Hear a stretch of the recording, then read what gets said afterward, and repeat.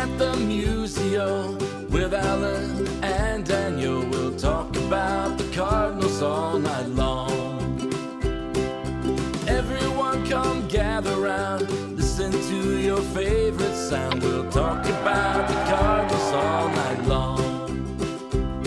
We'll talk the games and all the rest, about the team that we love best. We'll talk about the Cardinals all night long.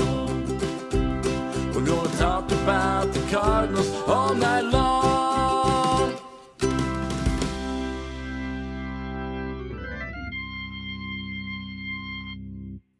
Good morning. Welcome into another edition of Meet Me at Musial. I'm your host, Daniel Shopta at C70. With me, as always, Alan Medlock, a Medlock1 on Twitter. This actually is Meet Me at Musial. If you've been listening on the feed, you've seen the conversations, and I hope you've enjoyed them. But we're back to talk about the Cardinals. And Alan, even though there's not a whole lot to do, well, before we get to that, how are you doing? You're at this time of the year where you're done with football and on the athletic director side of things. Just how are things?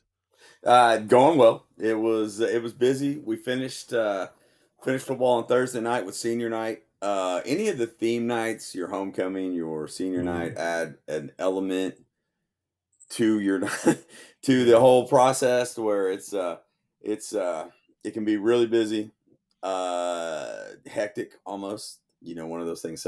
So whenever the final buzzer ran out on Thursday night, I was glad to put all that equipment away for the season. And while we didn't make the playoffs, which was upsetting, I was not upset at all that the season was over. So we get a little bit of a break now before basketball truly starts. But yeah, it's we're getting into that. To me, the busiest time of the year is the first part, is the fall, because you have all the fall sports, which is volleyball, softball, cross country, football, of course, but football being the albatross that takes care of, covers just about everything up because it's nonstop. The process to get those things done can be tough, especially with the first part of school, and that's usually your longest part of school is from Labor Day to fall break anyway.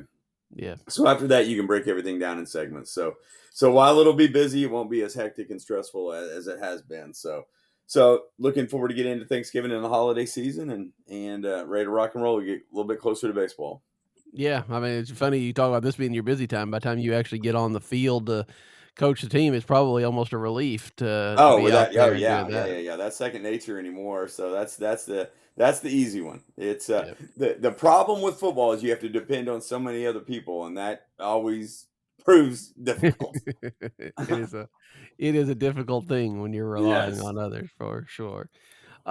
We've come to this. It's been 2 or 3 weeks. Cardinals have, of course, not done much. The playoffs took up most of the oxygen in the baseball world. And Alan, I think the last time we talked, I can't remember where we were in the playoffs, but as we've finished the World Series, what were your thoughts overall on how things went?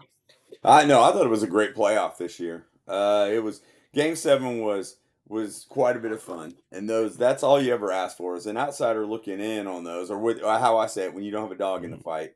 You want it to go as many games as it can be. You want it to be exciting games, and you just want it to be good baseball. And I thought Game 7 was great baseball. Playoffs overall was good. You have some stars emerge. I think you got to see how good Vladimir Guerrero Jr. really is. I loved his dad, so I kind of naturally loved him. But it was just superstar status. Otani, of course. You see, just guys that come up out of nowhere are going to be playoff heroes and things like that. So overall, I thought the playoffs were really, really exciting. I wanted to see the Blue Jays win just for something new, but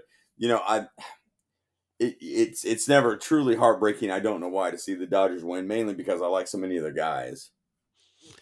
Yeah, I saw somebody was talking about how it was, this dynasty, if you will. It's only been 2 years as a champion, although they've been running for quite some time. It's a very good team. Um, is more likable than like the Yankees of the late '90s, Yes. early 2000s. And there's some of that's market media, some of that's just the guys and things of that nature. But yeah, I thought part of the excitement of this playoffs was the fact that you had a lot of new faces. and it wasn't I mean, if it had been Red Sox Yankees in a ALCS, it would have been interesting. It would have been dramatic. It would have had all that rivalry to it. But to have Toronto and Seattle, two teams that you don't see that often, and both, Seattle never being to the World Series, Toronto not being there in 30 years, to have that kind of thing hanging over, how that series went, which was a good series as well. That really added to a lot of things. So yeah, I thought it was a good, again, wanted to see the Blue Jays win. Thought they were going to go back to Toronto up 2, and even in Game 7 having a lead in the ninth that just evaporated unexpectedly. Yeah. So it was you can't ask for more. I don't. It's very interesting, and it is a bit of recency bias. A lot of people saying, "Oh, best World Series ever." It obviously was one of the better ones because even as we talk about 2011, which was a really good World Series, a lot of that's skewed by Game 6, right? I mean, Sure. we think about Game 6, and there were some good games early on. The first 2 games were close, and then Albert has his 3 home run game and all that. But so it was a good World Series, but was it one of the best? I think that's when you get Game 6 gets added into it. I think for the most part, I mean, the first game of this World Series wasn't close, but for the most part, it was a well played series all the way through. Yeah, it was. It was a definite back and forth, and it was one of the situations where you think, well, Toronto's in trouble, and then it's never making it out of LA. I remember at one point thinking, I just hope it makes it back to Toronto, then you never know what Mhm. happens. And to leave LA with the lead was pretty impressive. Yeah, I mean, I thought overall it was a good World Series. You're right. I mean, as Cardinals fans, we're always going to say 11 just because of Game 6 and how exciting it was, and then Freeze with the big single in the first inning of game 7, or maybe Mhm. the second inning to tie the game 2-2, 7 where you kind first. of knew at that point you're just like, well, they may be destined to do this in game 7. All that being said, game 6, honestly, for 5 or 6 innings was actually pretty ugly. Mhm. And then the heroics, of course, is going to overlap all those things. But yeah, it was a good series. It was evenly matched. I do think we have some parity right now. I have a feeling that the dark cloud over everything right now is how much do we have enough parity to overcome what may be happening in the after next season of potentially a work stoppage, which seems like is inevitable at this point. Kind of stinks because I think that you could go from a great series this year to a great series next year to no series in 2 years, and kind of a gut punch with I always look for the positive outlooks on these things, and I keep thinking, hey, baseball's in a great spot. But when you see there's a lot of angling on rosters right now, which is just scratching the surface of what's going to happen throughout the offseason, and you see a lot of signs pointing toward, hey, we may not, we may avoid any long-term financial obligations because there could be no inflow of money Mhm. in 27. Yeah, I'm still really a baseball season's really long. Yeah, We've seen the lockouts, we've seen things. I know, the difference between this and 94 is the players went on strike in August, and it lasted long enough that they couldn't get a World Series in. If there's a lockout or anything kind of labor issues, they start, the winter of 26. Do I think 27 starts on time? No, but I still have trouble believing that he wouldn't get started by July or something. And we've seen in 2020 what they can do a short season and do a playoffs. I have my doubts that we'll lose a whole season. I mean, it could. And I mean, this could, if it gets that ugly, then I don't know what it says for the future of the sport, but my hope would be that we're missing some time, but not all. But you're right. I think the owners are planning. Hey, we don't know what kind of revenue we're going to have, so we don't want to have a lot of contracts on our books.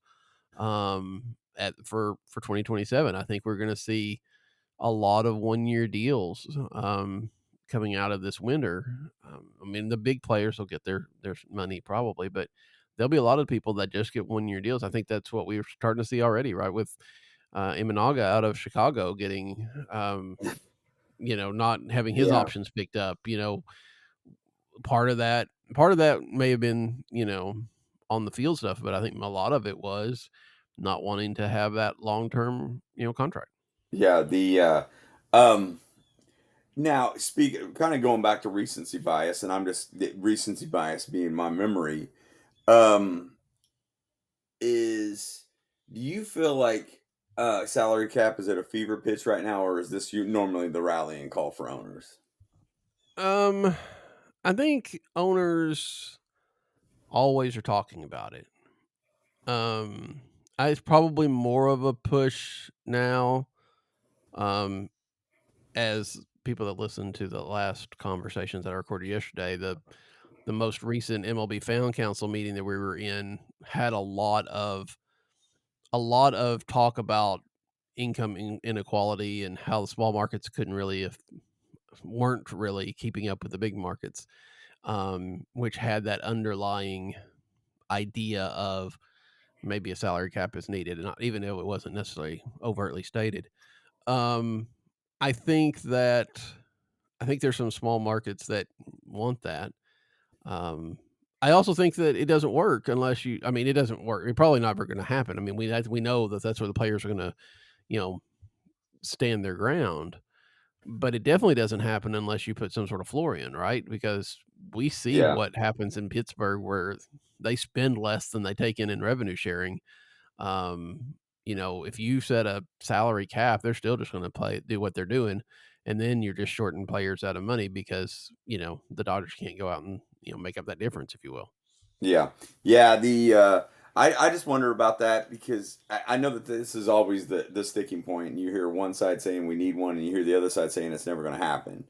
Hmm. The I, I don't know. I just don't know if I try to take it out of memory of is this always the one that is brought up. I mean, Yeah. one I just the salary cap issue just drives me insane because the owners don't have to open their books. Right, And and that's that's another that's the thing. one thing. Hmm. The players get beat up publicly by this, and it's unfair. So I kind of wish that there was some way you could thread the needle on both of these. Yeah, and even if the owners open their books, there's enough interactions and enough, I know reading, different types where, you may be getting less than market value from a company that is, also owned by the ownership. And so, you know, it looks like they're taking in less than they should be, but it's a, related party, those kind of things. You have to get a army of accountants to, tinker with those financials. And yeah, I think that adds a layer of complexity that you don't necessarily want. And I don't know the owners want either. When it looks that way, they'd rather have like a percentage of you know uh, TV revenue or something where it's what's publicly known. Um, yeah, I don't. I think that I think they always bring up salary cap. I think like in the last couple of CBAs, they didn't push it too hard for various reasons. I think they made their pro forma interjection of it, and the players said no, and they moved on. Probably because they were closer on some issues than maybe other things. But I think they've gotten to the point. Ownership feels like they've gotten to that point where they've dug in, and something's going to have to change about the finances of baseball. What that is, and we'll have to wait and see, and whether anything will change. Because I think that's the worst case scenario, right? Is we have this big long strike, and at the end of it, it's pretty much the same landscape as we had beforehand. Yeah, yeah, and that's um yeah, I don't know. I mean, you hear the same buzzwords quite a bit, and it's I hope if you would have asked me this 5 years ago, I'd have said they just can't afford a work stoppage. But for them to not come back in the Mhm. way that they did in during the pandemic, like I said, they could have been heroes if they did it, Yeah. and they couldn't get out of their own way. And it's that's what has me a little bit concerned about the ongoing speculation of this. Yeah, I think it's fair. I mean, it is. You're gonna watch. We're all gonna watch 20. And I think watch the tea leaves for this winter, but then definitely anything through 26 with kind of bated breath because I mean the odds of 2027 opening day being in late March, early April, it's got to be like 10% right now, right? I mean, and maybe maybe they make some progress. Maybe we're being a little bit more doom and gloom than we need to be, but it just doesn't feel like anybody's. and maybe that's just a factor of how society is these days. It doesn't feel like anybody's really ready to give, that they're going to, hold their lines, and it's going to be ugly for people like us as fans stuck in the middle. Yeah. Always the ones left out. Yeah. So the Cardinals have made a few moves this week in front of some deadlines after the World Series was done.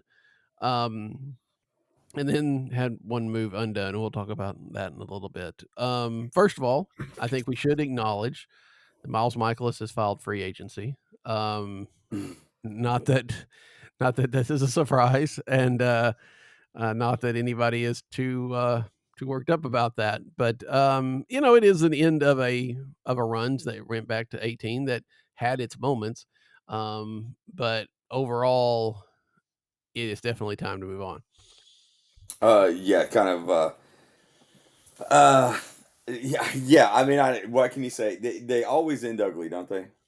For Yeah. somebody that I was always a Michaelis guy just because of the consistency and the benefits that he would bring out there when things were really good. I mean, just quick games, a lot of ground balls, competitive at bats. One of those type situations where I wasn't. I even held on probably longer than most through last year, but change is needed. I mean, I hope it all works out for Miles and in all those situations. And there was an article that Gould put out of 5 pitchers the Cardinals could bring in that would fit the model of what they're doing, basically experience short term. And I noticed that Miles' picture was on there, but the article would never open up. So I kind of jumped to my own conclusions on that one, and I hope that that's something that's not in the works. I'm trying to remember. I think I looked at that article, and if it was just a passing mention at the end. I'm pretty sure it was like these key people could replace Miles Michaelis, not Okay, good. I get Miles could not get it Michaelis. to Yeah. open and thought the worst. Yeah. No. I think Derek knows better than to try to advocate for Miles Michaelis coming back. But they do need some sort of veteran pitcher, and that's or somebody to fill some innings, because and especially if they trade Sonny Gray, which I don't know. I think it's kind of a coin flip now whether it happens or not. But they don't have the arms, so they're gonna have to get somebody. And Yeah, it's probably gonna be somebody in that vein, although maybe with a little bit more upside. sure. You're right. I mean, we've had this man for 2 months. We've had these conversations, maybe longer than that, about we kind of see what's coming. They've broadcast what was coming. They've been open about the plan. I mean, refreshingly open about the plan, but it's still they have to fulfill these innings somehow. Whether that is just in a pure development standpoint on position players or what they are going to need to do that. So I'm kind of torn on the Gray situations as well. I'm 50-50 on Gray in the side in the mind of, well, I mean, it's what he makes a ton of money next year. So you're going 35 to have million. to, because it's all backloaded. So you're going to have to pay quite a bit for it to happen. The benefits of having him there are the true innings, or what can you get back? Say if Atlanta does truly need him, and he lives so close there in Nashville to home that you can make those things happen. I don't know. I'm torn. I wouldn't be upset either way. I just hope that they here's my hope that whatever happens in the rotation, they get something that will be an exciting element, and a Mhm. competitive element, and just to keep you in ball games and not run into a situation where your openers and you're just filling things in with bullpen gaps and things like that. Because that's the traditional side of me, is I like to see the starting pitching, and I know it's not what it used to be, but just to stay in games and be competitive, and maybe some exciting names that come in with some upside that maybe that last bit of baseball run successful. You never know. I mean, I kind of hold out a little bit of hope of competitiveness in next year. But that's kind of how I think it's going to work. There were there were some names that kind of surprised me that were moved though. Um, I know that this wasn't a high level guy that was brought back, and I know that Rom was hurt last year, and he may still be hurt. We don't know, but that was one of the names that I thought, well, I don't know where he was on contractually, anything like that, but I thought that was somebody that after pitching 1 year after coming over from the deadline 2 years ago, that would at least be an innings guy they look at, and maybe that is somebody re-sign. But there were several names on that list that were pitchers that were moved out that I thought, well, those kind of fit the model of not necessarily big league starters, but guys that could push for that and potentially spring to eat up some of those innings. I think, at least with Rom, especially, those are guys that aren't on the 40 man because I think they moved him off the 40 man at some point in time. Yes. And so they're not on the 40 man. So unless you want to put them on the 40 man, if they've got enough time, which Rom did, they can file, minor league free True. agency. And, the team doesn't necessarily, the team is right now trying to clear spots on the 40 man. So, Yeah. yeah, I think they would love to have him still be in the organization as depth, but not enough to go deep on him, like that. And that's fair.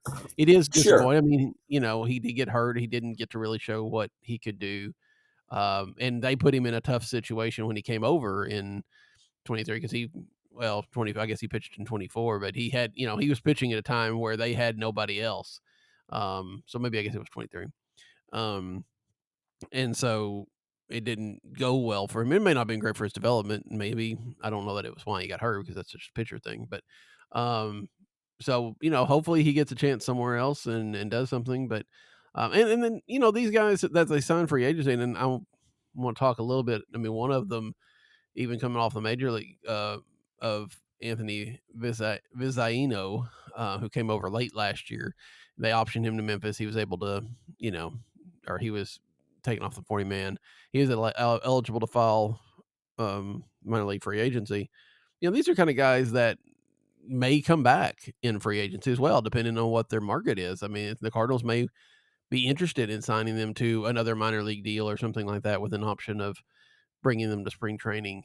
These guys aren't necessarily, until they sign somewhere else, they're not necessarily gone. That's 100% true, and I had wondered about that. This is just the early stages of the moves, and you get an idea of the names, but yeah, I'm curious to see how they angle that, and but I also like the fact that well, I guess this isn't indicative of anything. These are just things that have to be done at this point. So, but but yeah, I guess everything's up in the air at this point. They have a plan, and we really won't start seeing it come together until we start seeing who they bring back.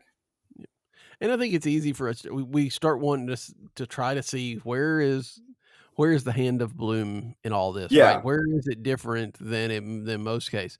And I think we could make a case. I don't know that it would have happened, but you could make a case that Mo would have tried to put Drew Rom back on the 40 man, and try to keep him because of needing depth, because of him not ever being able to do much when they came over for the trade. Now I don't know that he would have because he faces the same roster crunch that Chaim Bloom has, but I think that it's somewhat reasonable to say this is something that maybe didn't happen under the old regime. yeah. Just curious to see um, some of the differences and how some of the differences, the ideologies will be fun to watch over the year. I mean, and it's see how close to last year. That's a great point. I hadn't thought about that. Of maybe Mo does stockpile some of those guys, Mhm. and because you see like Plesac and Matzik and some of those some of the other guys that were released or more on the veteran scale that were brought in that we never saw last year. But just to see that some of those, and heck, they may come back. We don't know, Mhm. but yeah, I want to see if some of those guys would have been 40-man roster moves because he was notorious for stockpiling those with like minded arms like that. Yeah.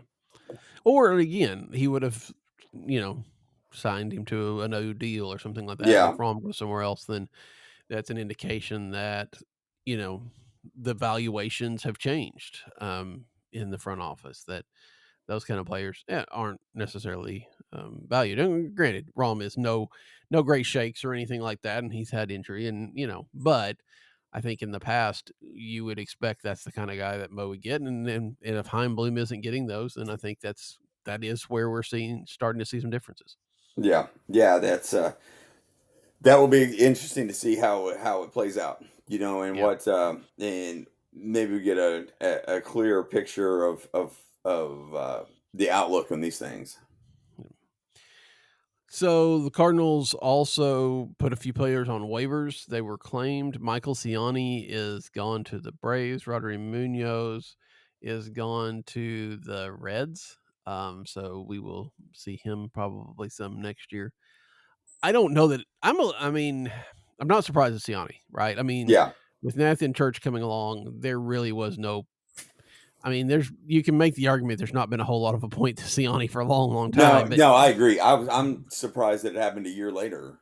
yeah, yeah, it's. I mean, granted, he was a nice little, I guess, backup, but the fact Yeah. that he played all year at Memphis, I Yeah. don't think, I don't know that he got any.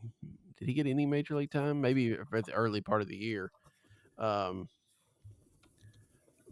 I think that just kind of sealed it because he didn't do much at Memphis either.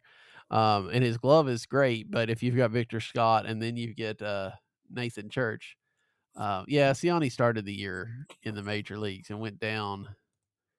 Well, let's see, when did he go? Come on, spreadsheet. He went down like mid April and never returned. And even when Victor Scott was struggling, they didn't bring Michael Siani back. I think that's a pretty good indication that he had run his course here, and so I think he'll, if the Braves want to use him as a fourth outfielder defensive replacement, he'll be fine. If they expect him to do more than that, then probably not. Well, the funny thing is he's coming in as a roster pickup, and they will probably utilize him the same way that the Cardinals did. But the the knock on Michael Harris Jr. this year was that he didn't hit.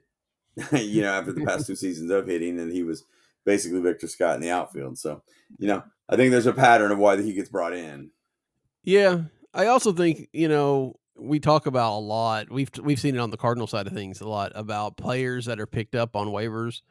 At the early part of November, and we talk about them like well, the Cardinals brought in, Michael Holman last year. We were talking about him, and he never even Sure, made. He was released to spring training. It's a possibility that Michael Ciani doesn't even make it to spring training with agreed, the Braves if they agreed. do some other moves. But if you assume that he's going to play there next year, because he's got to be. I don't know if he's out of options or not. He got to be pretty close.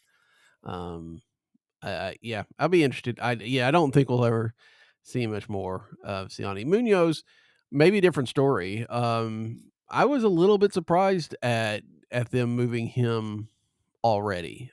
He didn't get a whole lot of time in St. Louis, and obviously didn't show the front office what changed. I think they thought maybe he was going to make some adjustments, and those adjustments either didn't happen or didn't work the way they thought. Whatever the case, I was a little bit surprised that they sent him in on even though they hadn't necessarily, really committed to him all year long anyway. Sure. Well, and that's just another one of those things that maybe we're seeing the outline of the overall vision of what the Bloom regime will look like. Don't know. Mhm. It's to me, some of the decision makers are staying the same. That they are. They hired. I know we'll kind of get into this in a little while. Of some of the hires were still underneath Flores, so to speak, and Rodriguez. Meaning, I guess they just didn't feel like the long term outlook was good there or beneficial to what they were going to do. Yeah. Um, and it's also a possibility that, I mean, you don't know, but these guys have input, but Mo has the final say, right? I Yeah, mean, and I mean, again, with Munoz, they brought him over mid-season. They had some things they wanted him to work on, and either he just didn't take or what. And so you can understand that. It's like, hey, this decision made sense at the time, but it doesn't now. And so we may see a little bit more of that. I don't know that we've finished, cleaning the roster yet, but sure. that's got the bulk of it done. Yeah, I think you do. You're right. You see these people they're coming in, and I don't even know names. I know one's coming from Pittsburgh. Um, I don't remember where the other one. But they're coming from one. I think it's really cool, and really good that they're coming from all these different organizations. 100%. Um, You've been you preaching know, that for a while. yeah. I mean, we've talked a lot in the past about how it was all inside the organization, and then when they started bringing Chaim Bloom in, and then Bloom hires from Cleveland. But I just like the fact they're not just rating Cleveland. They're not rating even a good team like the Dodgers. They're not just going out and everybody's a Dodger. They're getting people from all sorts of different organizations, and I think that's going to bring a lot of different viewpoints and different ways of things that work. But I think you're right. It also shows, Randy Flores, Moises Rodriguez, those guys are still in charge of their respective positions, and that means, should mean that Chaim Bloom has confidence in them. And hopefully with better support, they make better decisions. Yeah, that's I, there was something refreshing about the article about keeping those guys. On the optimistic outlook, you're thinking, okay, good. Well, then what was going on wasn't necessarily terrible. It just needed a refresh and Right. a new paint job essentially. Because I'm a big fan of Flores, and honestly, nothing more than the fact that I thought he was a stud pitcher in college. You know what I mean? One of those things. And one of those deals to where I like to keep everybody in the loop, in those situations, and there was something, I don't know, there was something exciting about the fact that, hey, we believe in what you're doing. We're going to bolster what you need. The Yeah. idea of be in those hires, because I didn't necessarily know. I mean, the Gersh, I kind of thought that was kind of cool, because Hmm. that was the one that we thought he was going to be the whipping boy immediately when they saw that Cerfolio was coming in, and to see the Gersh is coming back says a lot, I think. So I don't know. There's like, I could easily be beat up for just being overly positive on these situations, but I like the fact that everybody's kind of staying in house. Enough changes. They're adding jobs. They're adding these voices from outside the organization, but still, there's not going to be a. It's not going to be a deal where it feels like they're completely blowing up the infrastructure. My concern comes from is that infrastructure from the top down anyway. Is this being the ownership? So Mm. I hope that the buck doesn't stop there with any kind of progress, basically. But I'm kind of glad to see that the moves in there keeping people in spots and things like that, just to see, hey, we believe in what's going on here. We just need to clean it up a little bit, and I hope that all works out. And I'm honestly somewhat positive it's going to. Yeah, I think, there's obviously the temptation when somebody takes over to clean house and do your thing. But I think this unique situation of Chaim Bloom coming in and spending 2 years in the organization before he takes the top job, he's had a chance to work with Flores. He's had a chance to work with Rodriguez. He knows what they can do. And I think right now this is either a vote of confidence, hey, you're doing fine, just let's get you more support so you can make better decisions and have more information. Um, or it's also possible that it's a, hey, let me get you better support and more so you can make these decisions. And if things don't change for the better, then Yes. we'll replace you in a year or two. I mean, there's no, but it speaks well to the continuity of the team, which I think is a big thing. I think you run the risk of being bad for a while if you're trying to get everybody up to speed, right? If you've got some people that are there that have been doing the thing, that know how to do things in the Cardinal way, and are open to hearing new ideas because that's what your new guys are doing. I think that's better overall than trying to build it from scratch. Yes. Yeah. Now that makes a lot of sense, and that. Yeah. I mean, yeah, that's well said, because that would seem like, since you actually did the system audit, after 2 Hmm. years, you have a pretty good idea where things lie, how that aligns with your long-term vision, and that you hope that you could or speed up a rebuild to where um 27 looks promising. We're in a situation where you're bringing in all new without the 2 year rebuild. That's a gamble, and Hmm. you don't know where that's going to lie, and you're going to have to truly start from scratch because you don't know what you have. So now that's well put, and even a more positive spin on this, I believe. Yeah, I think it's a good thing, and we'll see how it goes. But trying to trying to reinvent the wheel can be a problem, and I don't think that's what Heimbloom is wanting to do. So, well, in a couple years, I know It is a little bit interesting to me, and maybe they did, and maybe we didn't hear about it. And this goes all the way down the coach staff. There were a lot of managerial spots out there, and we thought. I know there was some talk about Daniel Descalso being in the mix for some of those, but as far as I can tell, he never even interviewed Sure. a place. There was some talk, especially of the Rockies situation, about maybe Randy Flores or Michael Gersh or somebody being in the mix out there. But as far as I can tell, they didn't interview. Maybe they're happy where they're at. Maybe they didn't bother. Maybe they didn't. We didn't hear about it.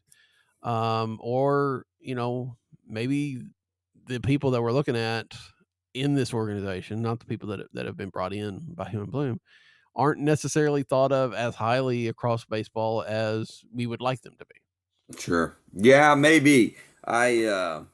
Um I don't know. I Those managerial and those front office spots were interesting to kind of watch, see how they were going to Mhm. play out. Mainly because the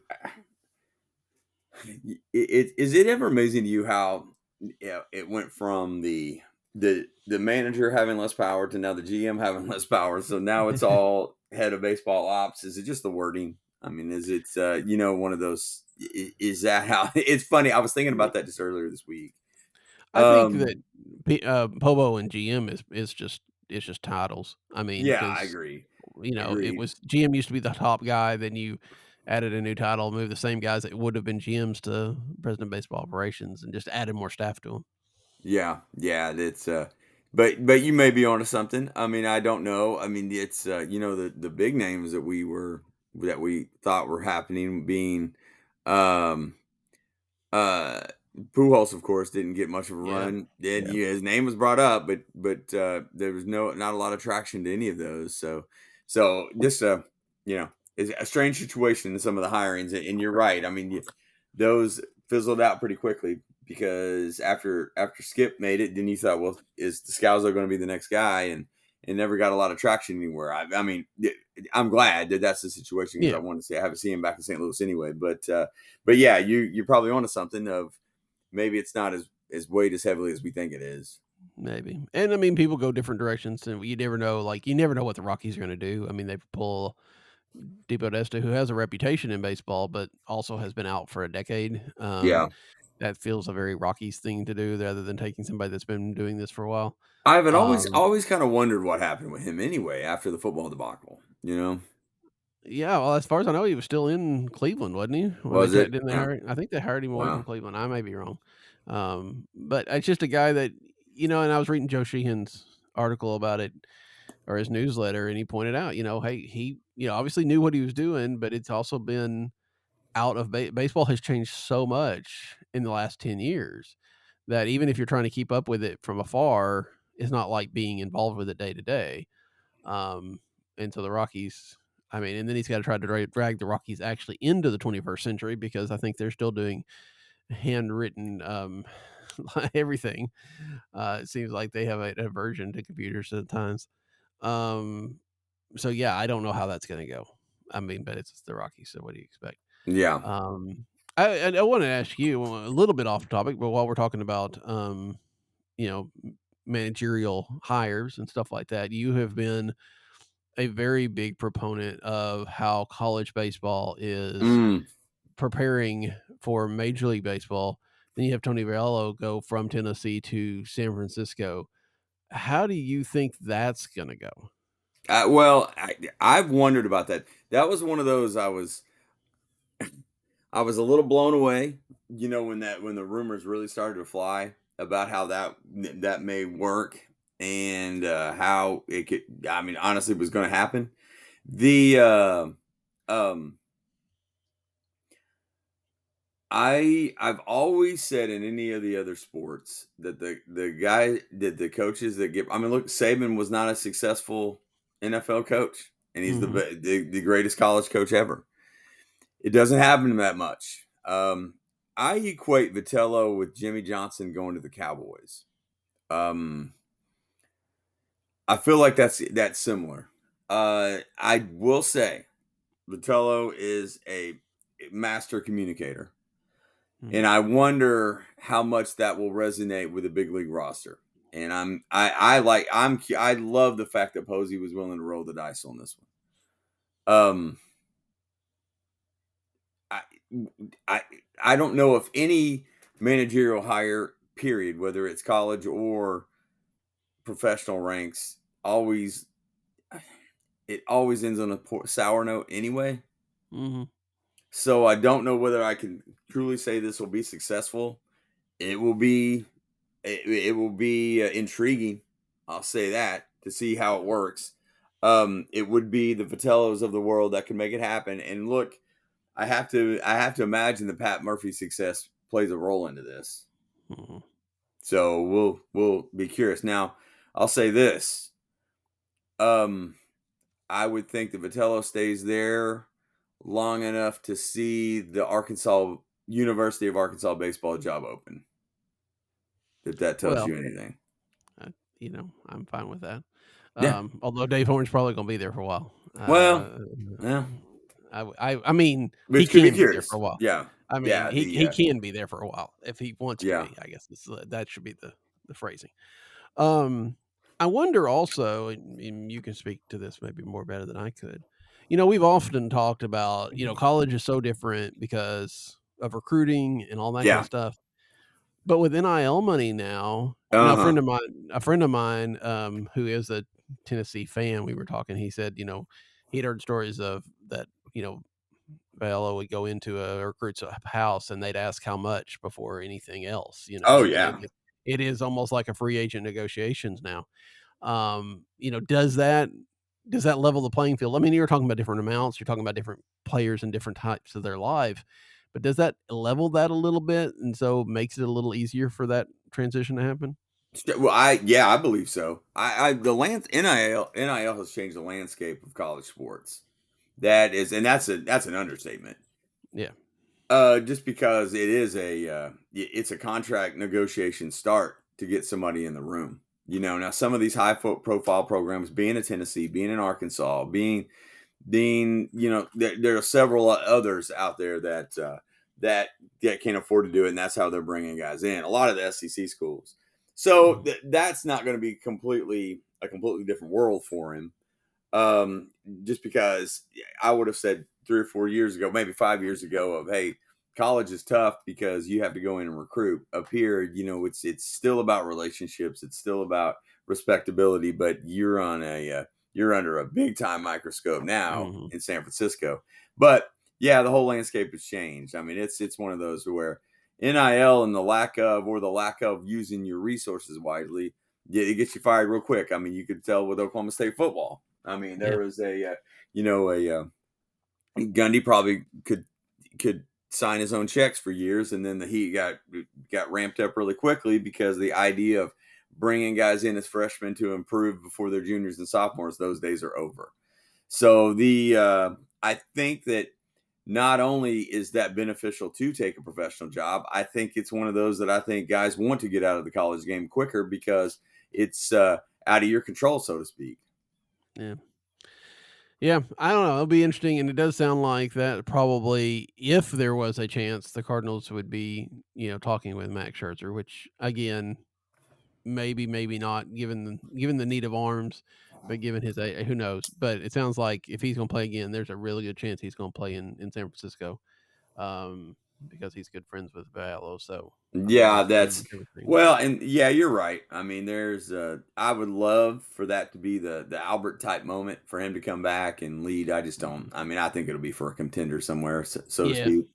Yeah, I mean, he was, he pitched Game 7 of the World Series. He doesn't have to Yeah, slum it necessarily. I mean, even at his age, and somebody's gonna sign him knowing that he's probably not gonna pitch all year long. yeah, But when you get it, when it's in a moment that you need him, he's still able to produce, and that's pretty yeah. impressive. So, so the Cardinals also added Brian Torres to their roster. They added him to the 40 man. We've talked a lot about 40 man additions. That was not one that I had heard in the mix, and I don't know a lot about Torres. I should listen to Walton and Reese on Wednesdays. I should listen to Yes. that more often than I do. But it sounds like he's a guy that gets on base, kind of a fourth outfielder type, kind of a utility type that, you know, 28 hasn't made a debut, so he's a little bit older. It sounds like it's at the depth piece more than anything. Sure. I mean, and it's we're at that time of year for everything to me feels like a depth piece. Yeah. Does that make sense? I mean, and Yeah, that's not absolutely. throwing water on anything. I'm just, it's one of those. I'm just like, well, it just feels like that's everything is the lottery ticket at this point. Well, yeah, I mean, we're only now getting to the point where you could even sign somebody outside of your organization, right? Yeah, Of major league quality. I mean, anybody that's going to make an impact on your team is not it's not happening yet. Unless I mean, you could have made a trade or something. But yeah, for the most part, you're right. This is clearing the decks. It's getting getting your ducks in a row, however you want to look at it, to get ready for any kind of big moves that you might want to make this winter. yeah, Um, so yeah, I guess there are some guys that still need to come on the roster. They've got till the 18th to protect them from the Rule 5, and so that might be some interesting stuff to see who comes in there, what they do there, but that's a little bit more about the future than depth pieces. But right now, yeah, it's just kind of sweeping things around. yeah, yeah. Yeah, you never know. I mean, it's funny because you get so close to wanting these things to happen, and you're just like, okay, we're chomping at the bit after a good playoff to get things going, and it's easy to jump on to some of these moves. I mean, I'm guilty of that, as guilty of that as I am of anybody. Of hey, let's get this stuff done, type situation, and in the grand scheme of things, I mean, these are all uh just preemptive strikes that could lead to nothing. Yeah, yeah. I mean, like I said, I wrote a whole thing at the Substack last year about Michael Holman, and he never even Yeah, made it to he never made it out of spring training. So, yeah, yeah, we claim onto these because there isn't anything else to talk about, and you never know. I mean, there are moves that like this. There are small moves that turn out to be a big deal. That you wouldn't necessarily expect. So, um, and it doesn't hurt to give some look at it. And to wrap up the moves, maybe the most unique situation that we've seen in a while. The Cardinals outrighted Zach Thompson to Memphis and then announced he had become a minor league free agent, which was, they thought, his right. Turned out that being that he was on the major league injured list all year messed with all that. And so he is still a Cardinal. He is going to be at Memphis. I can't. Thompson was a first round pick, a first round pick that I don't think anybody was just overly excited about. Although he did, once he made it to the majors, he had some. What was that? Was that 2023 that he pitched pretty well in the second half? oh yeah, where everybody thought that he was gonna be a factor. Yeah. And then he came back, or maybe it was last year, and then came up, or 24, and then came up in 25 and didn't have it, and went to the minor league, still didn't have it, and got hurt. And um, it sounded like reading the articles he was still not to the point where he could have a throwing program. So it's not surprising that the Cardinals tried to let him go, right? I mean, and I don't think they necessarily wanted to let him go, but it made sense. And now that they get to keep him, it's probably best of both worlds for them. Yeah, yeah, I would think so. I mean, like yeah, yes, due to the injuries, I don't think there was a giving up hope type situation because I mean he was, his name was brought up a lot of being that 4 or 5 guy in a rotation or being your swing man and potentially being the next Liberatore type move. Maybe have been ahead of Liberatore. You never know until he got hurt. So maybe this is that situation. I don't know. It's that a lot of those things are really confusing to me. Yeah. As far as the Yeah. contractual stuff. I did. It looks like he didn't pitch at all in 25, got hurt in spring training. So it was 24 that he struggled and then went to the minors. So it was the end of 23 that he looked good.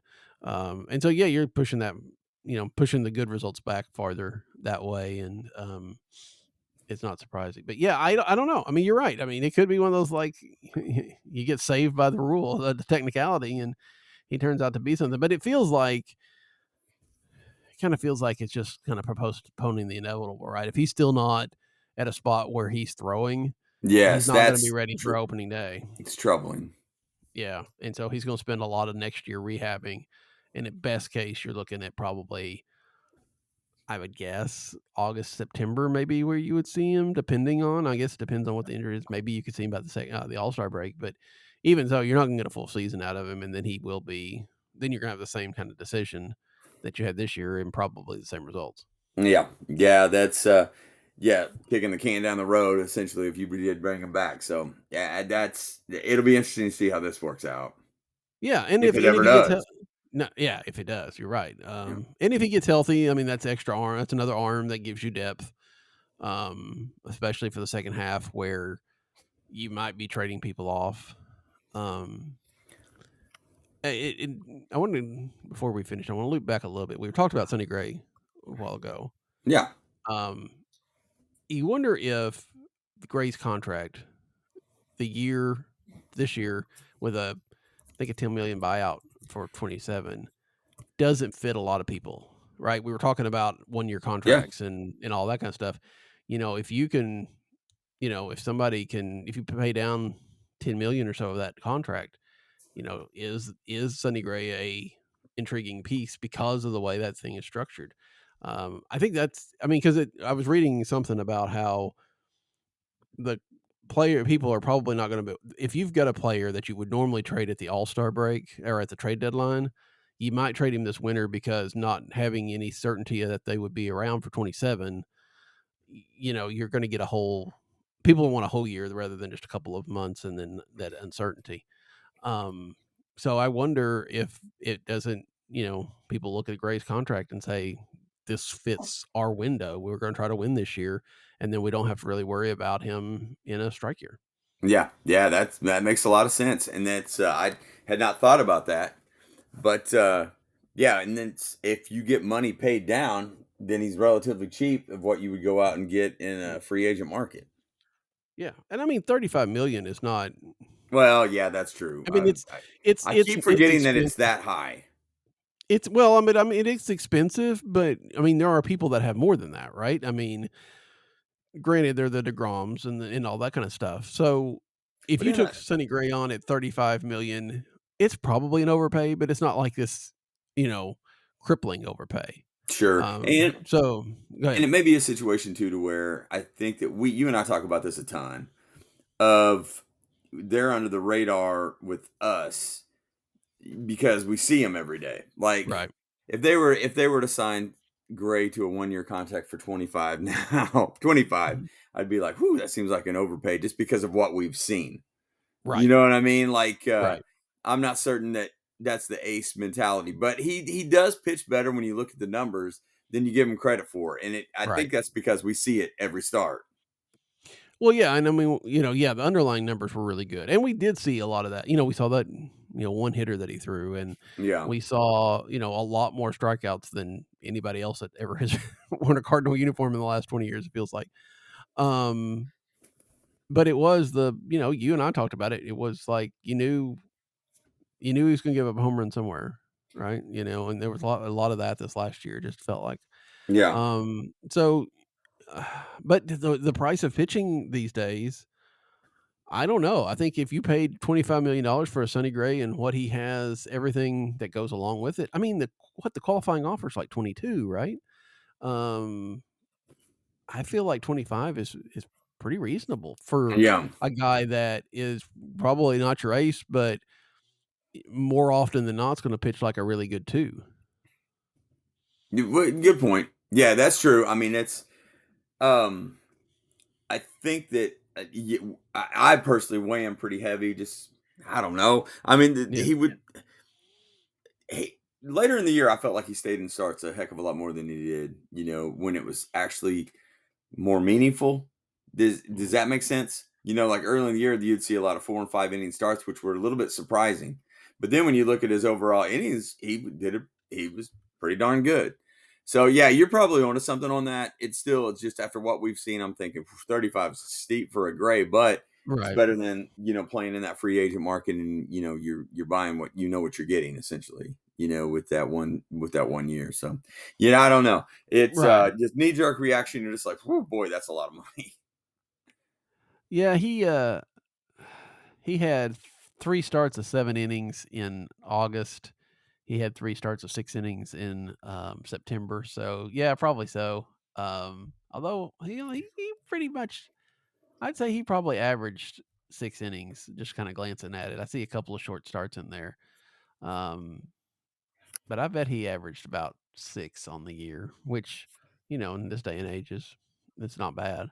It just Yeah, felt like there were a lot of games. It did feel like there was games where it's like he'd have to leave after 5 because he's getting 100 pitches because he was, not sharp. Um, and like one of those games, that one of those 6 inning games, he gave up 7 runs. So maybe, he was yeah, just kind of out there forever. So, um, yeah, I would if they signed Sonny Gray today for $25 million, I think we would be content. Um, yeah, I think we would wonder what they're doing because it's not a team that was planning to contend. But if it was a team that was better than this that signed Gray to kind of push them over the top, I don't think it would be a bad thing. So yeah. um, we'll see if anybody else thinks that. So Gotcha. all right. Well, I think we've covered pretty much. Oh, wait, no, we have awards still we haven't talked about yet. Let's hit that before we wrap it up. Alec Burleson gets the Silver Slugger. Masyn Winn the Gold Glove. Um, Burleson was pretty much a slam dunk because he got the utility one. He was up against who? I think he was up against. Was he up against Donovan? He was up against another Cardinal. I remember. I think it was Donovan. But Burleson, had a very good year, and I don't know if he would have gotten a Silver Slugger at a different, like first base or anything like that. But as a utility guy, I think where a guy that can play a lot of, first outfield DH, um, he had a solid year, and it's cool to see that he got rewarded for it. Yeah. Oh, yeah. And I'm a Burleson guy, so the I was glad to see that. Like I said, it was no surprise. I mean, we had heard that quite a bit, and that may happen. And it makes a ton of sense that it did. I hope that. Well, I'm not. I'm trying not to keep out hope of retaining anybody at this point. Just Mhm. because I just don't know what this is going to look like. I do. My gut feeling is that we see a lot of the similar roster that we did last year. Um, with Burleson and Winn and those guys being safe. I know that's kind of how we're going with this segment, but yeah, I was glad to see him. I was glad to see that he was rewarded for a good year, and it wasn't just something that we had seen as front runners that watched it every day. Yeah, yeah, I think it's really cool, and he obviously had a really good second half. And it was interesting. I mean, we read the articles about, how the Cardinals didn't let him, they kind of adjusted his playing time at times because they needed to see other people. But whenever he played, he did a fairly solid job, especially gave that power that this team didn't have a whole lot of. I think there's a better than even chance that Burleson's back next year, because I do wonder what that value is other places. But we'll see. We'll see how that shakes out. And then, of course, as for Winn, I mean, Masyn Winn is my current favorite Cardinal. So, Sure. and partly because of the defense that he plays, it does feel. I think a lot of people feel like this is the start of a run for him, right? That this isn't going to be probably not going to be the only Gold Glove he ever wins. Yeah, I would think so. I'm so glad to see him win it this year because I was concerned that Betts was going to get the unfair advantage because he switched positions. Yeah, yeah, And that's why I kind of thought he was going to lose that because I was thinking, well, this may not work out well for him. Um, the um, but I'm glad that they sealed the deal and pulled all those off, and I'm glad that he was able to win it. And I would think with his age and with the I know it may not make it. I think it makes a difference, but it may not. But the historical value of a shortstop in St. Louis. yeah, yeah. And I mean, he did all that with kind of a bad knee for most of the Yeah. year, right? I mean, and he didn't let that affect him. I mean, he still only made 3 errors, and one of those was a play that got changed into an error a few days later by an official scorer. So, um, it's pretty incredible what we've seen of him. It's also great to hear, in his, when he did the press after winning the Gold Glove, that he's ahead of schedule, that the surgery wasn't as bad as they expected it to be, and he's already getting close. In fact, I think by now probably is doing, light baseball activities and stuff like that. So he should be ready for opening day without any issues, it sounds like. And I'm looking forward to seeing him, play a number 4 or 5 more years. And then, hopefully, still, I think we continue to talk and continue to bang that drum that if the Cardinals want to, show that they're investing in their future, signing Masyn Winn to an extension is one of the best ways to do that. I agree with that. Yeah, we've spoken about this quite a bit. Of hey, if you really want to re-energize or to add interest to a fan base that I think is bought into this, by the way, and I think it's in the refreshing outlook of something new. I think a big move would to hold on to a young superstar like that. Maybe even overpay if you have to, but that's going to be the posters up all over your wall, and I think there's a major benefit to everything that Winn brings. Yeah, and an overpay on Winn is not necessarily even going to be a franchise crippling thing, right? I mean, it's not like you're paying the Pujols contract of when he got that at the time was pretty big, $100 million or whatever extension. If you're paying Masyn Winn $15 million a year for the next 8 years, that's really nothing, right? I mean, comparatively. I mean, it's obviously good for him. He gets that money early on and everything like that. And, but whatever that deal may be with his defense, even just plain defense, he probably makes it worth it. And it's not such a drag on everything else that you're like, well, we can't do this because we have paying Masyn Winn. So, I mean, it feels like now would be the time to do that. Now that you've gotten a couple years under you, that he's not a fluke. That he's probably got room to grow offensively, and I think a lot of his offensive issues this year really were that knee, especially in the second half. Sure. So I think that he's not going to be an all around the big studs that offensive and defensive, but he's going to be better than Ozzie was right off at least early in his career offensively, Sure. I think, and he's going to bring you relatively defensive. Yeah, I would lock him down, make him your face. I think you see. I hate again. You don't want to put too much on a guy that's this young and everything, but you look at what Ozzie Smith is to this organization Yeah. now, right? I mean, 20 years. It'll be 30 years next year that since his retirement, right? And he's still one of the faces of the franchise. He's Revered. still the guy Yeah. that's out there, everything. Will Masyn Winn want to do that after he's retired? Who knows? But if he spends his entire career in St. Louis, there's a decent chance, right? I mean, if a generation of people grows up watching Masyn Winn, you probably tie him in and let him do Cardinal Insider for the next 15 years Sure. after I he mean, retires. yeah, it's one of those things where Winn probably is not the Hall of Fame career. You never know that Right. Smith had, but he has a lot of the same.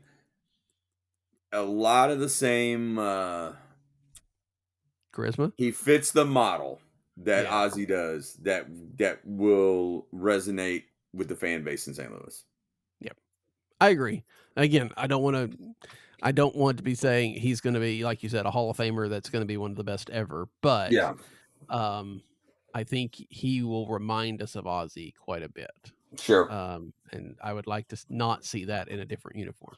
100%. But long time, who knows? And again, that CBA hanging over things, it is difficult to necessarily plan for the future when you don't necessarily know what the rules are going to be after Yeah. the new agreement. So, which may be another reason to try to lock him down, because then right? If they put in some sort of significant increase in minimum salary, then all of a sudden that makes it more expensive for everybody. So, Yeah. Yeah. That's it's going to be the cloud for a while. yep, should be. If something happens, the GM meetings happen this week. If something happens, Alan and I'll probably record next week. Otherwise, I've got Christmas lights to put up, and so probably we won't be. We'll get another one in definitely before the end of the year. Definitely a couple probably before Christmas season really gets going, and we have no time. But just keep subscribed. Follow us on the Twitters. We'll put it out when we do. But until next time, for Alan, I'm Daniel. Good night. Good night. Alice the second for one, the double play. What a double play by Ozzie Smith. Oh, mercy.